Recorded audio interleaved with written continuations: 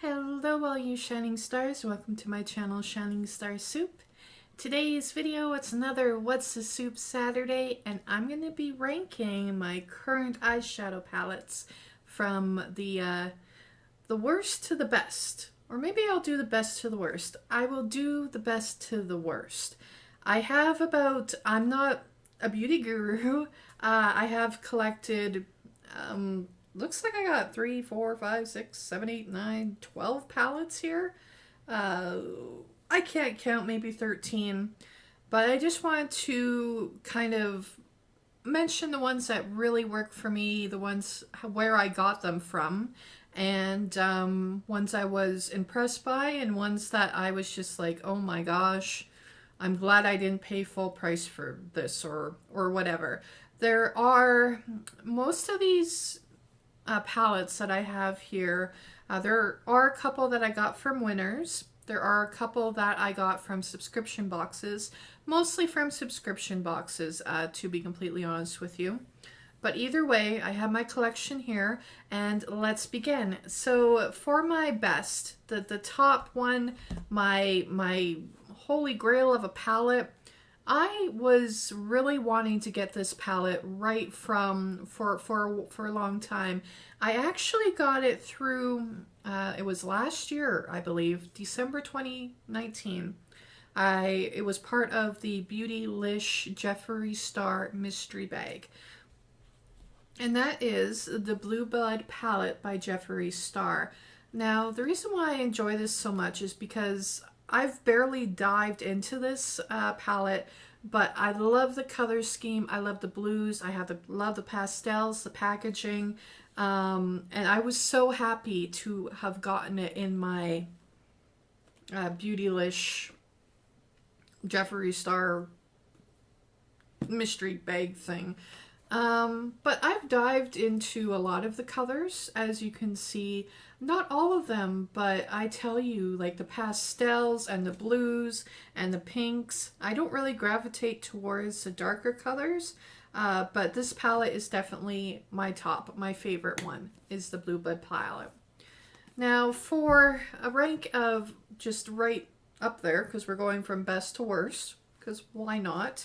The next palette I got from Sephora, and it's the Party Favor by Urban Decay. Now, the funny story about this palette, when I got it, I ordered it off of Sephora Canada.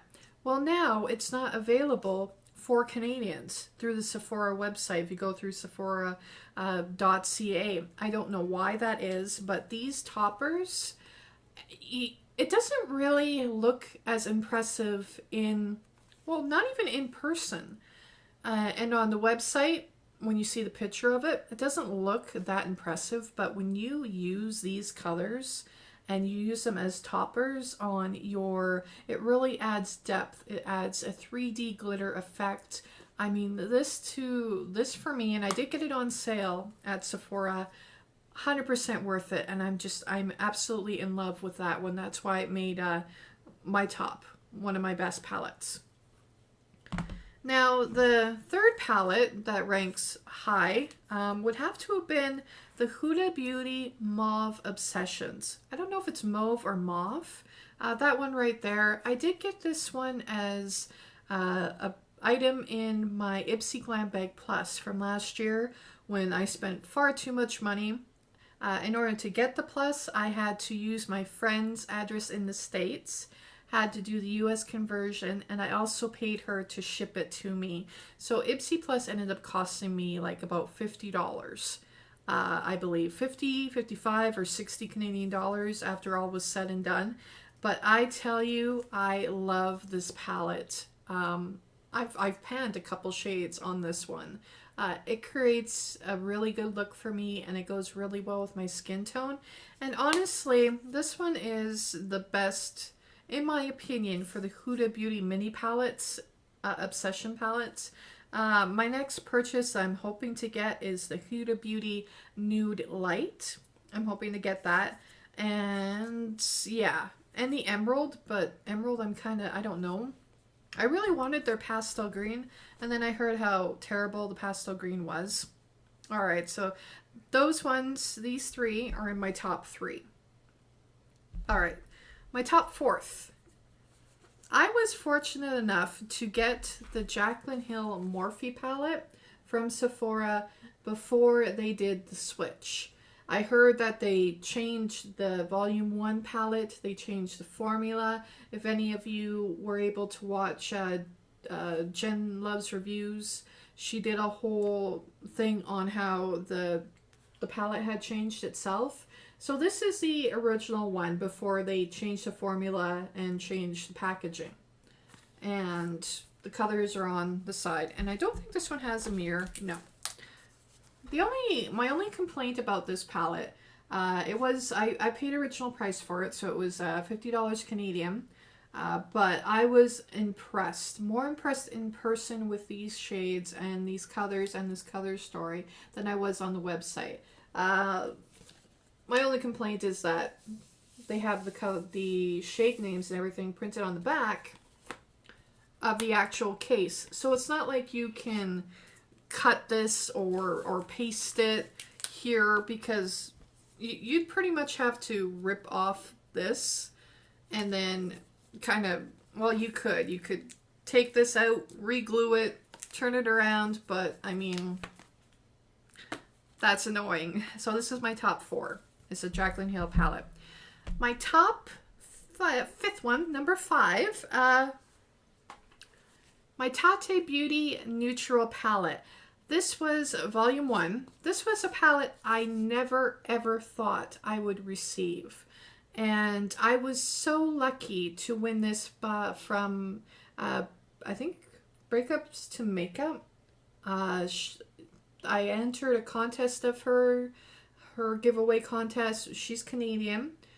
It was on YouTube and on Instagram, and yeah, she sent this to me. It didn't have the original case, which is fine, but I was so happy to receive this, and it definitely has earned its place in my heart as far as a neutral palette and those glitters. I'm going to be completely honest with you. These don't look like much in person, and definitely don't look don't look that great on the website, but this is one of those palettes that you really have to hold in your hands and apply yourself. Apply the colors and just create your looks. This is the perfect all-around neutral palette, and the fact that it didn't cost me a penny makes the palette really special to me. Okay, so palette number 6. And I'm kind of on the fence with this one, just because I haven't really had a chance. It's very new to me. I just bought it for myself last week. When you're seeing this video, this was actually filmed in June. You're seeing this video probably at the end of July, because I schedule all my What's the Soup Saturdays. But this palette, I haven't been able to dive as much into it as I would have liked. It was a palette that I always wanted. A palette that smells amazing. The reason why I didn't score higher is because I'm still trying to figure out how to use it and how to work with it. You would have seen the Get Ready With Me last Saturday, but it's still the top 6, and that's the Too Faced Gold eyeshadow palette. I really think that once I'm able to actually work with these colors and create looks, I will enjoy it even more. $65 Canadian. It smells so nice. I paid full price for this. It's kind of my birthday gift to myself. All right, now we're getting down to the palettes that I don't really reach for and are kind of disappointing, really.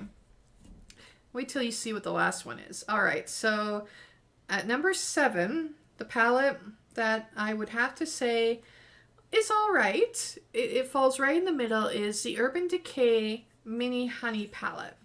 I haven't really had a chance to dive too much into this, but I have no other gold, yellow, doesn't really have a smell palettes, but you know, I do like the way the Urban Decay Mini Honey palette performs. I do like that I have access to these colors. I've created a couple looks that I've really enjoyed, so that one is, I guess, the best of the worst is the Urban Decay. Alright, now for number 8, I'm having to recount because I've been losing count. For number 8 would have to be the Nubian by Juvia's Place. Now, the thing is, this is a neutral palette. Kind of neutral. I have used it quite a bit, and the looks are alright. I do prefer the Huda Beauty. Obviously, this one was top 3 to this one. It's kind of a neutral palette. This palette was one I received in an Allure beauty box.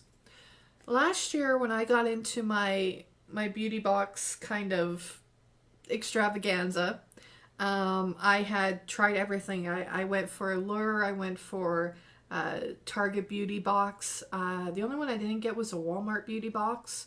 But yeah, no, this was in my Allure.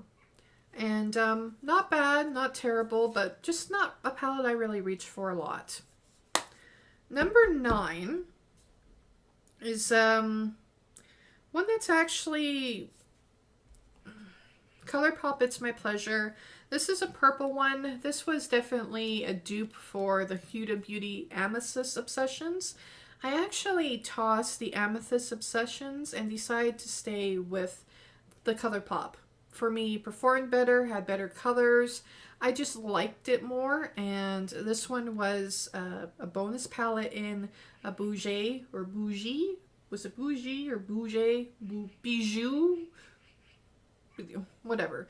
That subscription box. One of the months, I believe it was November 2019, did have this It's My Pleasure ColourPop palette, which was really nice to receive. It's not something I would have bought for myself. I don't wear a lot of purples. I don't really gravitate toward purples. I more gravitate towards like blues and golds. I really like. So yeah, so this one made yeah, number, again, I'm losing count, 1 2 3 4 5 6 7 8 9, 9th place. Don't judge me. In 10th place, I was really excited that I had found this palette for only $20 at Winners. Really excited.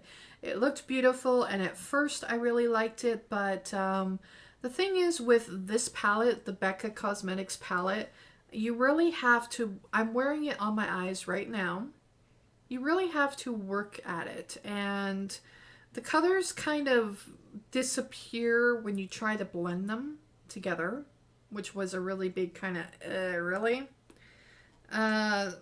It does perform a heck of a lot better, especially the pearlescent shades. The pearly shades perform a lot better when they are wet. Like, the difference is night and day. They are very nice colors, but they are just really hard to come up with a cohesive look. I don't know. Like, I'm still... There's a reason why this made number 9. 3, 4, 5, 6, 7, 8. Wait, 10? 3, 6, not 10. This is why this is in 10th place. The bottom half of the worst. I like it, but it's not performing the way I expected, and it's giving me so much difficulty that I'm just kind of like, really? Number 11th. The Studio Makeup one. BoxyCharm for May. This one is not really a fair rating for me to give because I have not dived into it yet at all. This is all neutral mostly, and when I have, it feels and it looks like a very cheap palette. Sorry, BoxyCharm, but what are you doing? It's like this one, the Studio Makeup, and what other ones? Zova palettes that they're throwing in just really seems like they seem like they're cheap. I know it's not a fair rating to give because like I said, I haven't actually had or used Zovia, and I haven't dived into this one yet, but I just feel like I'm expecting disappointment with this one. So yeah. Okay, bottom of the barrel. And I was really hoping, this is last palette, this is another one from BoxyCharm. I was really hoping that I would be blown away and that I could create something with this palette and that I'd enjoy it, but sadly it's like it's due to be thrown out. I cannot come up with Living in Color by Hank and Henry. I was very excited to have a Hank and Henry product because they're harder to get in Canada and they're very expensive to get from Canada. Like trying to get one of their mystery boxes, the $30 one would have been like $70 Canadian because they also charge $25 American for shipping, no matter what you order or how much you order. Yeah, so that's a big reason why I didn't go for any of the Hank and Henry mystery boxes. Wanted to love this. I mean, the colors look low, right? But together, there is just nothing you can do with them. In my opinion, like I can't find any looks I enjoy. I just don't get it. I don't get this palette. And maybe if I give it more of a chance, maybe if I work at it a bit more, I'll be able to find something cohesive. But yeah. So that was my ranking from best to worst out of the 12 palettes that I have on my desk right now and the 12 palettes I have access to. Number 13, Living in Color by Hank and Henry. Number 12, the Studio Makeup with whatever company that is. 11, the Becca Cosmetics that it's just really difficult to work with. Number 10, It's My Pleasure Color Pop, which was from a beauty box. Number 9, the Nubian by Juvia's Place. A beauty box item. Number 8 was the Urban Decay mini honey palette. Number 7 was the Too Faced Chocolate Gold. Number 6, the Tate Beauty neutral palette. Number 5, 4, 3. Oh, jeez. I think I miscounted. I did. Okay. Number 12, Living in Color. Number 11, Studio Makeup. Number 10, Becca.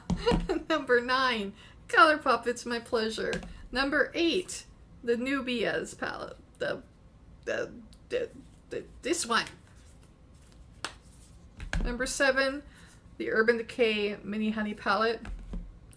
Number 6, the Too Faced Chocolate Gold. Number 5, the Tate Beauty Volume 1 palette. Number 4, the Jaclyn Hill collection by Morphe. Number 3, the Huda Beauty Mauve Obsessions. Number 2, the Urban Decay Party Favor. And the number 1, my top of the line palette ever, my Blue Blood by Jeffree Star. Alright, all you shining stars, feel free to leave your comments down below. Hey, make your own list and let me know what your top 12 is and how they rank and all that other fun stuff.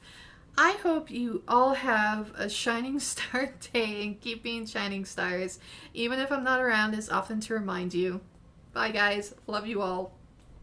Yeah, and one day I'll learn how to count.